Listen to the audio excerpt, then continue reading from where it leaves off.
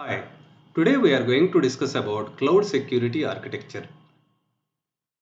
Cloud security architecture is the strategic framework of policies, technologies, and controls designed to protect data, applications, and infrastructure in cloud environments by integrating security from the ground up, focusing on areas like identity and access management, data encryption, network segmentation, threat detection, and compliance. The security architecture adopts zero trust principles to secure dynamic cloud resources beyond traditional perimeters.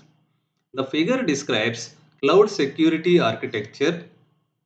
It implements measures to protect data, applications, and infrastructure in cloud environments from threats. Security design principles.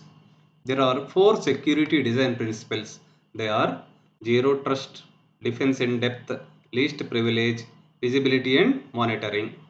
Security design principles are foundational guidelines and best practices that the organizations follow to design and implement secure cloud environments. These principles adequately protect against various threats, including unauthorized access, data breaches, malware attacks, and other security risks to ensure that cloud based systems and data are protected. Let me explain these principles one by one. Zero Trust Principle. Zero Trust Principle assumes that no user or device inside or outside the network is inherently trustworthy. Every access request must be thoroughly authenticated and authorized before granting access. Identity verification. Identity verification means verifying the identity of users, devices, and applications before granting access through multi factor authentication, device posture checks, and identity based policies. Least privilege access.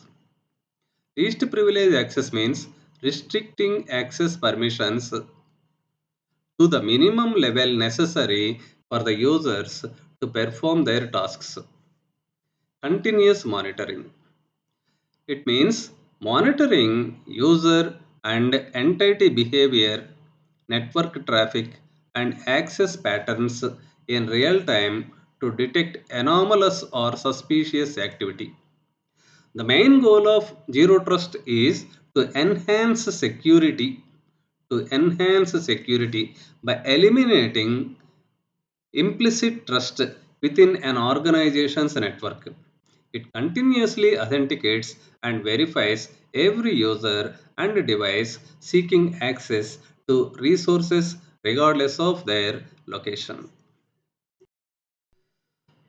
Defense in depth.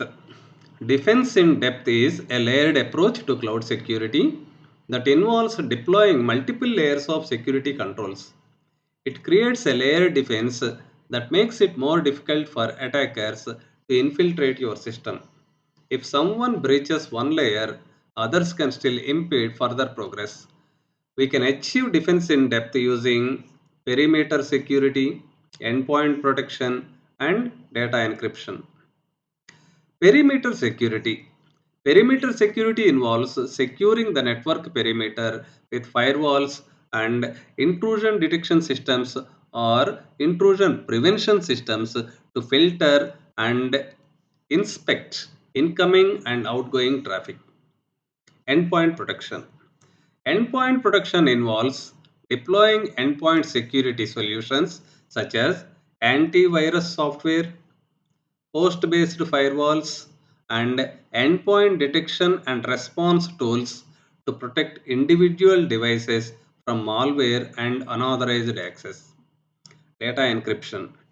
The sensitive data encryption will be done both in transit and at rest using robust encryption algorithms to prevent unauthorized access and data breaches. Least privilege. Least privilege is a security principle that restricts users and entities to the minimum access permissions required to perform their tasks or functions. Organizations can reduce the possible harm brought about by compromised credentials or insider threats by only granting the minimum privileges. Least privilege can be implemented using role based access control, just in time access, privilege escalation controls. The first one is role based access control. Assigning access permissions based on users' roles, responsibilities, and job functions to ensure they can access only the resources and data necessary for their work. The second one is just in time access, temporarily granting elevated access privileges to the users for a specific period or task and revoking those privileges once the task is completed. The next one is privilege escalation controls.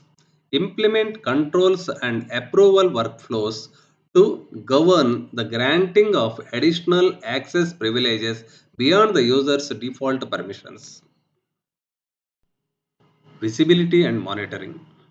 Visibility and monitoring refers to continuously monitoring and analyzing security related events, activities, and behaviors within an IT environment to detect and respond promptly to security incidents.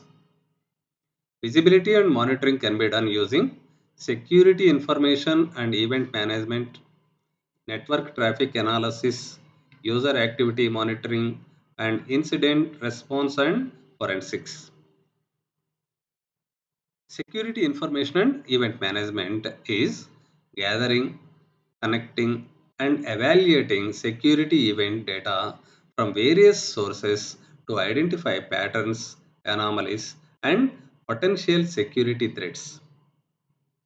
Network traffic analysis means monitoring and inspecting network traffic in real time to detect suspicious behavior, malicious activities, and unauthorized access attempts.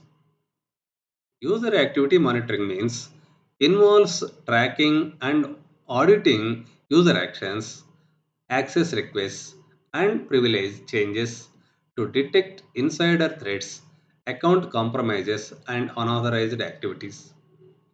Incident response and forensics means establishing procedures and tools for carrying out forensic investigations, responding to security incidents, and recovering from security breaches.